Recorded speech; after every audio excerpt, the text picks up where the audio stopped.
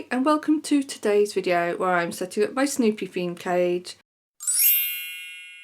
I thought I would explain how and why I set up my hamster cages the way that I do. Starting off, I just cut a hemp mat to cover the base of the cage. This is just to help protect it a bit. You don't have to do this is just my personal choice.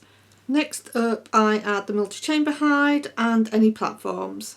This is a complete new cage setup for me, so I don't know if I've added too many platforms here or not, but we'll carry on and see how it turns out.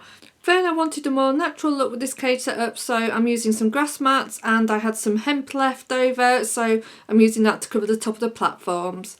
Again, this isn't necessary, it's down to personal choice. Then I decided to put some heavy tunnels and hides on the bottom before I put the bedding in. And again, I'm not really sure how this is going to work. These might stay in here or they might not. I'm just going to see what happens when I put a hamster in there. Then I just added a little wicker tunnel just to bridge the gap between the two platforms, and now it's time to add the bedding. I'm using Fit First here, but there are plenty of other hamster safe paper bedding such as Katie or Carefresh. Just make sure it is not scented. I'll actually leave a link up at the top to a video where I show lots of other different types of safe hamster bedding. It doesn't just have to be paper based. So here I'm just moving the bedding into all the gaps and squashing it down to make it firm, so if a hamster decides to burrow, the burrow should remain intact.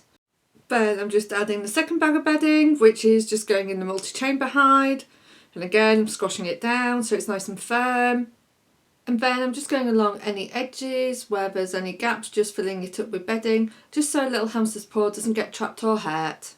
And then I just added the lids back onto the multi-chamber hide, filled up the gaps under the platform with the bedding, and then added more bedding. These are just two empty tissue boxes that I'm going to turn into dig boxes, and I was just trying to work out where they're going to go, and we'll get back to those in a bit, but in the meantime I added the wheel. Then this is the dish that I'm going to use as a sand bath, and it's got the Snoopy kennel hide on top just to give the hamster a little bit of shelter and coverage when it's using the sand bath. Then it was time to add some of the heavy stuff like the branches and ceramic hides, which I'm supporting by the platforms or the multi-chamber hide, just so the hamster doesn't get squashed. If you place heavy items just in the bedding, it's not enough to support the item if the hamster decides to burrow, and you really don't want to take that chance of getting a squashed hamster. Of course, lighter items such as these cardboard tunnels that I've made could have been placed on the bedding direct.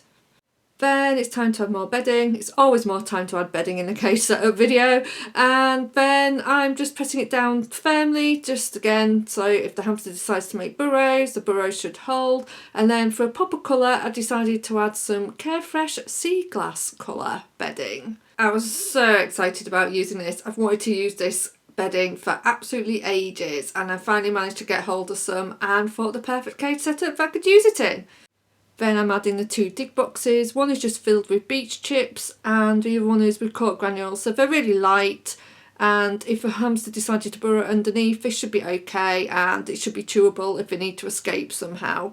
Just adding some lighter items such as the cork log, which I've actually sawn in half, and the wicker tunnel. This just gives a hamster some more places to hide or feel secure in when it's scooting around the cage.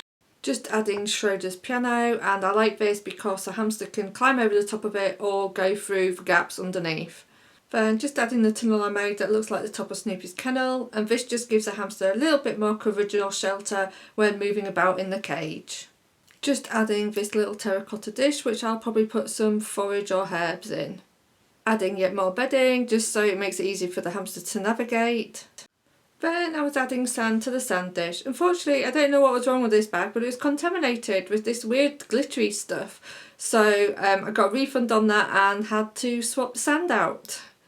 Once I got a new bag of sand, I'd replace the sand and then I could put the Snoopy kennel hide in the sand dish. I like to use two water sources in case one fails, so in this case I'm using one water bowl and one water bottle. I like to add a food dish when I'm getting a new hamster, just to make sure that they're eating when they first arrive. You can also do some scatter feeding. Here I'm just adding a bendy bridge, just so it's easy to navigate, and also I like it that it forms like a little hide underneath as well. Just adding some chews. Here I've got a couple of wooden ones and I've got a loofah. I made a little bridge platform thing to connect the two dig boxes together, and it also makes a little hide underneath for the little hamster. Added some rocks just to help keep the hamster's nails trim. Added some sprays as enrichment to give the hamster something to do. These particular sprays are flax, barley, black sorghum, wheat, oat and red millet. I also added a sunflower head. Then, as a different texture and some more enrichment to the cage, I added some moss. This particular one is the Zoo Med Terrarium Moss, which is sphagnum moss. You may find that your hamster actually picks pieces of this up and takes it back to their nest as bedding to sleep in.